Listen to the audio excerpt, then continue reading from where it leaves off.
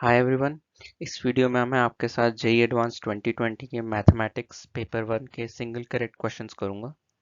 अगर आपको ये वीडियो अच्छी लगे तो इसको लाइक करिएगा और अगर आप चैनल पे नए हैं तो चैनल को सब्सक्राइब करें। तो फर्स्ट क्वेश्चन देख लेते हैं। Suppose A B denote the distinct real roots of quadratic polynomial this and suppose C D denote the distinct complex root of quadratic polynomial this, then find the value of एक ये लंबा चौड़ा सा expression दे रखा है। तो पहला thought तो दिमाग में यही आएगा कि ए और बी निकालो और सी और डी निकालो और पुट कर दो, पर उससे ना लेंदी हो जाएगा। तो हम एक शॉर्टकट मेथड देखते हैं, थोड़ा इसमें मैनिपुलेशन करते हैं। इसको पहले खोल देते हैं पूरा। A square C minus A C square plus A square D minus A D square plus B square C minus B C square plus B square D minus B D square. अगर हम देखें तो ए square को common लेता हूँ, ए square सी plus D, सी square को common लेता हूँ माइनस सी स्क्वायर ए प्लस बी स्क्वायर कॉमन लिया सी प्लस डी, फिर माइनस डी स्क्वायर कॉमन लिया ए प्लस बी।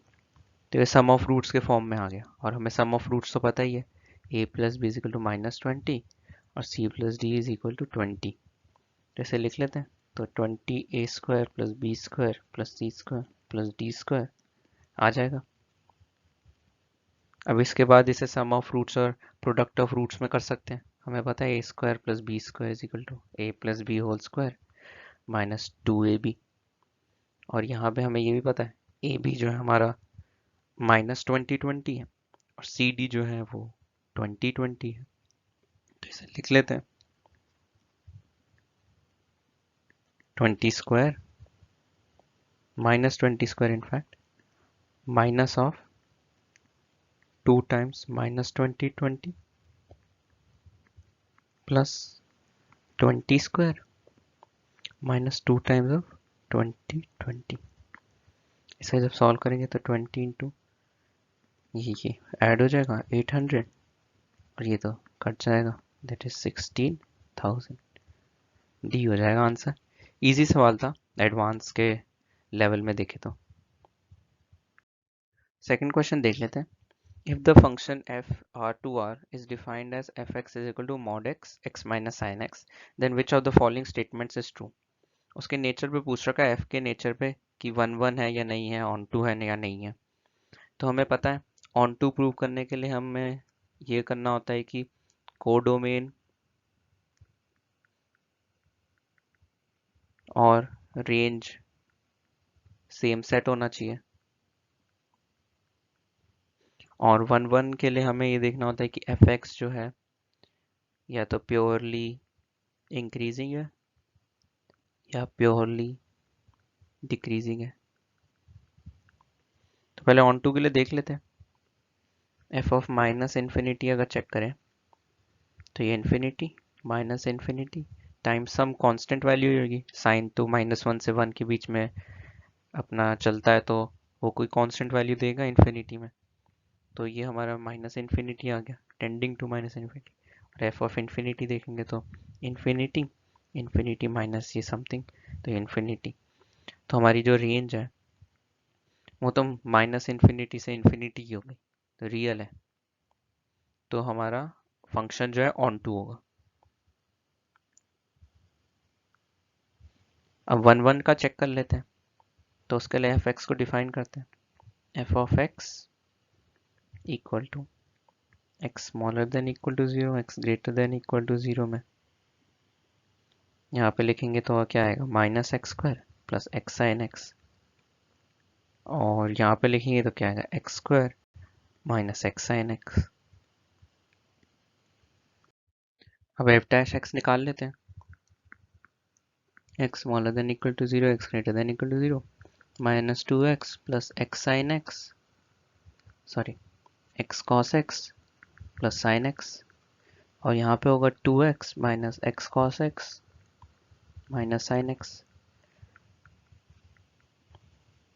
तो हम देख लेते हैं 1 जब है x smaller than equal to 0 तो कुछ ऐसे लिख लेते हैं sin x minus x plus x cos x -2।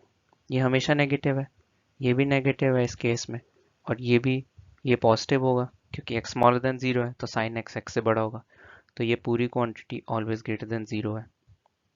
Second वाला देख लेते हैं, x greater than equal to 0 में x minus sine x plus x 2 minus cos x, ये पॉजिटिव है हमेशा, ये इस केस में हमेशा पॉजिटिव है, और ये भी पॉजिटिव है। x ग्रेटर देन 0 है तो x साइन x से बड़ा है, तो ये भी हमेशा पॉजिटिव है। तो हमें पता चल गया कि f dash x is always greater than 0, मतलब f of x is monotonically या प्योरली इंक्रीजिंग। तो इससे हम ये इम्प्लाई कर सकते हैं f ऑफ x जो है 1 1 है। तो फाइनल हमारा सी ऑप्शन हो जाएगा, f of x is both 1 1 and on 2। ये थोड़ा मॉडरेट सवाल था, f डैश x में मैनिपुलेशन करना थोड़ा चैलेंजिंग है, पर हो सकता है एग्जाम टाइम में।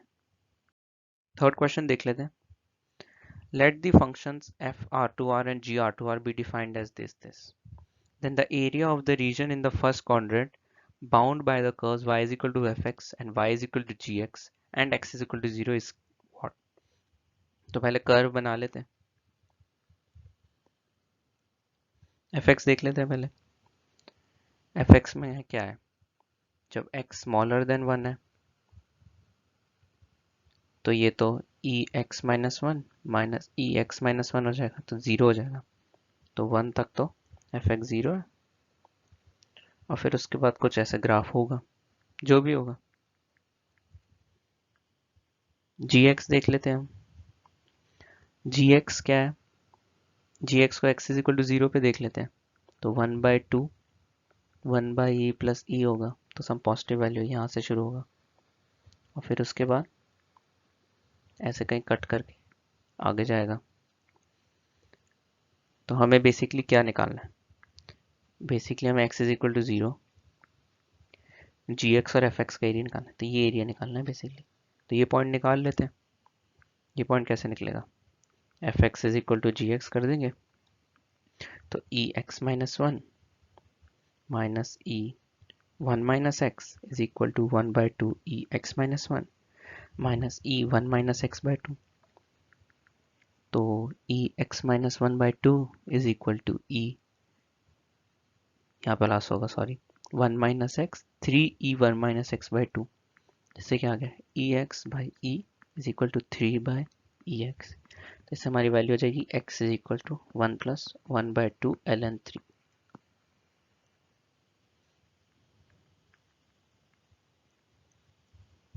तो हमें एरिया निकालना है, तो एरिया शेडेड एरिया लिखते हैं, 0 से 1 gx, ग्राफ कुछ ऐसा था ना, ये fx हो गया 1 पे, और ये 1 प्लस 1/2 ln 3, ये gx है, ये fx है।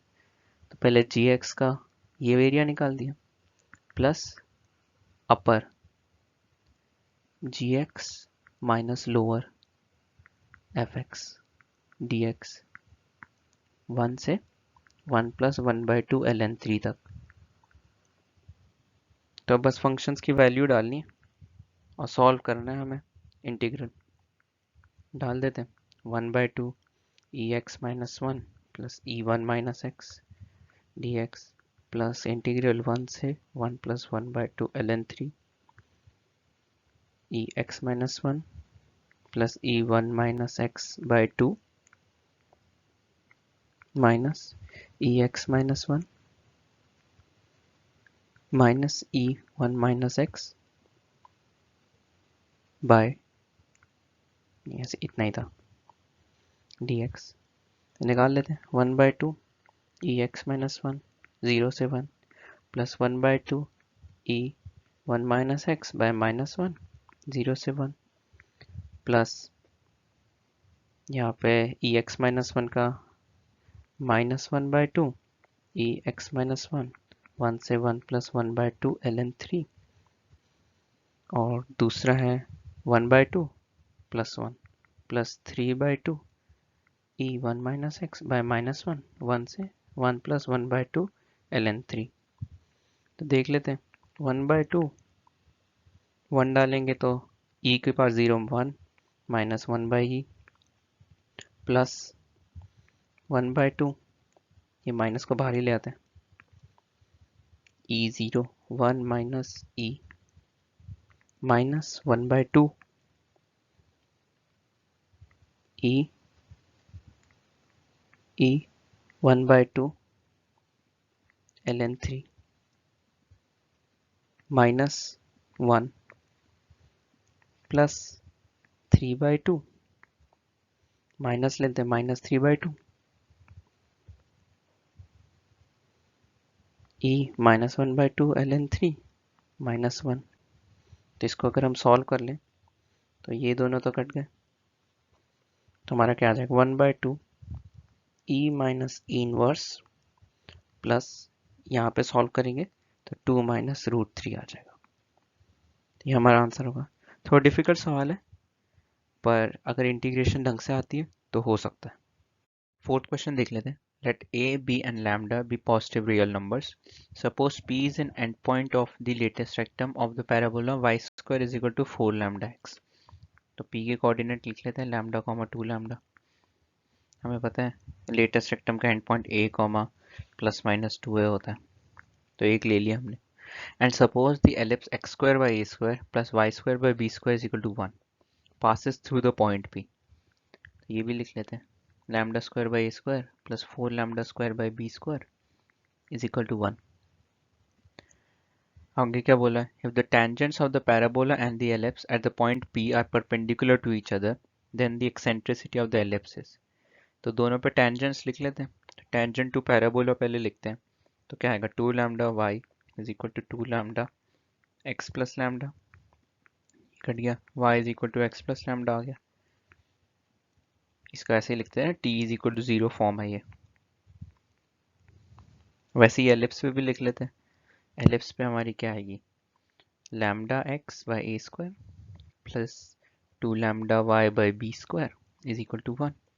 यहाँ पे हमारा स्लोप इज इक्वल टू 1 है, यहाँ पे हमारा स्लोप क्या है minus lambda by a square by 2 lambda by b square which is equal to minus b square by 2a square. Slope हमारा होता था ना coefficient of x by coefficient of y का नेगेटिव। m2 ले ली, तो हमें पता है m1 m2 परपेंडिकुलर था m1 m2 माइनस 1, तो b square by a square 2 आ गया।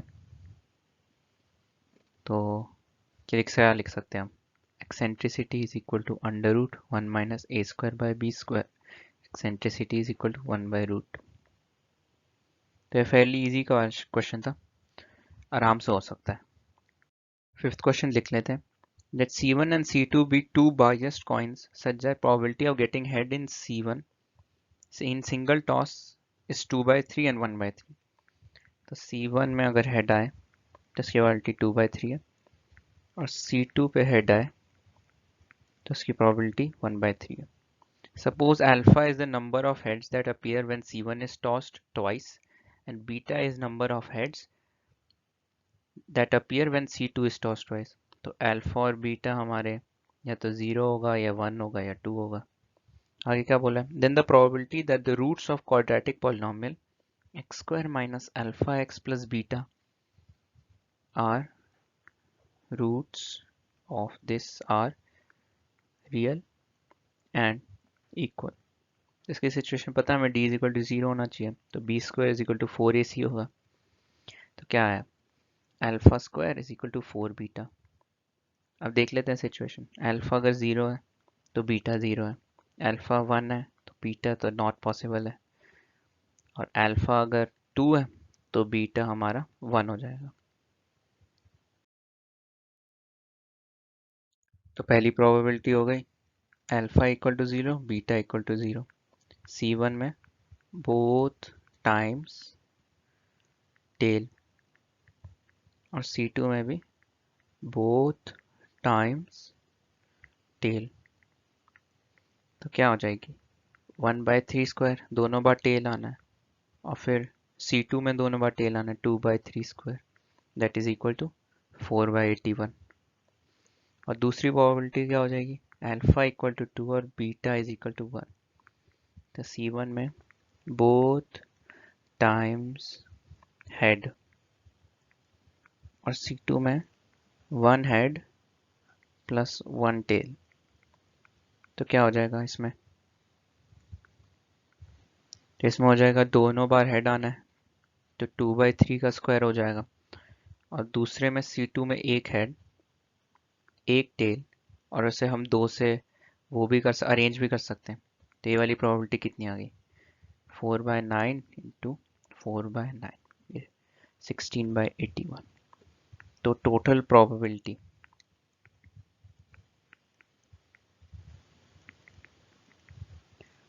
so that roots of equation x square minus alpha x plus beta are real and equal, तो वो इन दोनों का सम हो जाएगा। तो क्या आ रही है 20/81। तो फेयरली सिंपल सवाल था, इतना कोई डिफिकल्ट नहीं था इस सवाल में। 6th क्वेश्चन देख लेते हैं। Consider all rectangles lying in the region x y R2R and x belong to 0 से π/2 and y belongs to 0 से 2 sin 2x। तो पहले 2 sin 2x का ग्राफ बना लेते हैं। x हमें पता है π/2 तक है और 2 sin 2x कुछ ऐसा होता है और मैक्सिमम π/4 पे होगी। तो बोल रखा है consider all rectangles lying in the region this and having one side on x axis, एक साइड x एक्सिस पे, ठीक है। Then area of triangle which has maximum perimeter among all such triangles. एक हमें ऐसा ट्राइंगल देखना है जिसका पेरीमीटर मैक्सिमम हो, उसका एरिया हमें रिपोर्ट करना है। तो हम ले लेते हैं x डिस्टेंस पे, ले लेते हैं कि यहाँ पे एक साइड होगी, ये 2 sin 2x होगा। तो ये एक ट्राइंगल ले लिया हमने, इसका पेरीमीटर अगर लिखें तो जो वर्टिकल साइड है उसका तो हमारा जो लेंथ है वो 2 sin 2x है, तो twice of 2 sin 2x plus twice of जो ये है बेस, ये कितनी हो जाएगी π/2 minus 2x, 2 times of π/2 minus 2x, ये पेरीमीटर हो गया। अब हमें मैक्सिमम पेरीमीटर निकालना है तो डिफरेंशिएट करके 0 डाल देंगे, मैक्सिमम वैल्यू आ जाएगी हमारी। तो कितनी, 8 cos 2x minus 4 is equal to 0। तो cos 2x is equal to 1/2, 2x is equal to π/3, तो x इज इक्वल टू π/6। तो जब x हमारा ये वैल्यू π/6 होगी तो हमें ऐसा रेक्टेंगल मिलेगा जिसका पेरीमीटर मैक्सिमम होगा और हमें उस रेक्टेंगल का एरिया बताना है। तो area of triangle having, triangle नहीं सॉरी रेक्टेंगल, यहाँ भी रेक्टेंगल कर देते हैं, सॉरी मैं ट्राइंगल बोल रहा हूँ बड़े टाइम से। Area of rectangle having maximum perimeter, वो क्या है, बेस इंटू हाइट हो जाता है 2 sin 2x into π/2 minus 2x, x के लिए पता है हमें π/6 है, तो into √3/2 π/2 minus π/3 which is equal to √3 π/6 which is equal to π/2 √3। इसका आंसर π/2 √3 हो जाएगा। मॉडरेट सही सवाल था, इतना कुछ डिफिकल्ट नहीं था। सो थैंक यू एवरीवन ये वीडियो देखने के लिए। अगर आपको वीडियो अच्छी लगी हो तो इसको लाइक करिएगा और अगर आप चैनल पे नए हैं तो सब्सक्राइब करिएगा। और आप मुझे कमेंट सेक्शन में बता दीजिए मुझे और कौन सी प्रॉब्लम सॉल्विंग या PYQ के सवाल करने हैं कि मैं उस हिसाब से नेक्स्ट वीडियोस अपनी बना सकूं। So thank you.